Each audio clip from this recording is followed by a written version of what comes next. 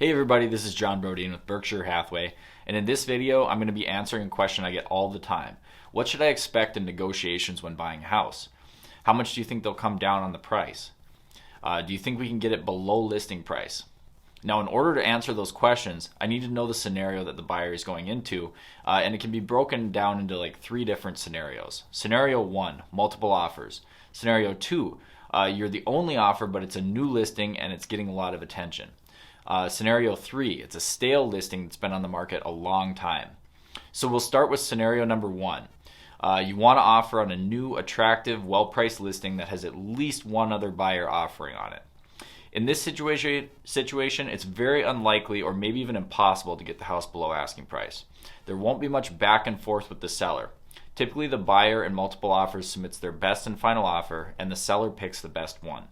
The house will usually sell over asking price, especially if there are a lot of offers. So the buyer is unlikely to get the seller to agree to any closing cost assistance. The seller probably won't take an offer with a home sale contingency. In multiple offers, the winning offer will likely be over asking price, might even have appraisal gap coverage, probably will have strong financing, probably won't have closing cost assistance, and might even offer non-refundable earnest money. So scenario number 2, where you're going to be the only offer, but it's a fresh new listing and it's still getting a lot of attention. So here you probably won't need to go over asking price to get the listing. Usually the buyer will start 2 to 5% low with their initial offer, depending on if they're asking for closing cost assistance or not. It's normal to go back and forth a few times with the seller before agreeing on price and terms.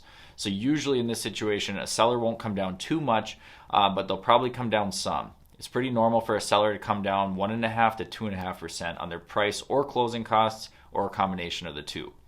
It's possible they'll look at offers with home sale contingencies, but that'll make it less likely that they'll negotiate down on price.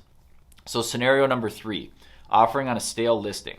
Maybe it needs some repairs and maintenance. Maybe there's a bad odor or something that causes the home to show poorly. Maybe the listing agent just missed the mark on their original listing price. Either way, this home has sat on the market for 100 plus days and isn't getting much attention from buyers anymore. They may have even done multiple price reductions, but the listing still has lost consumer confidence.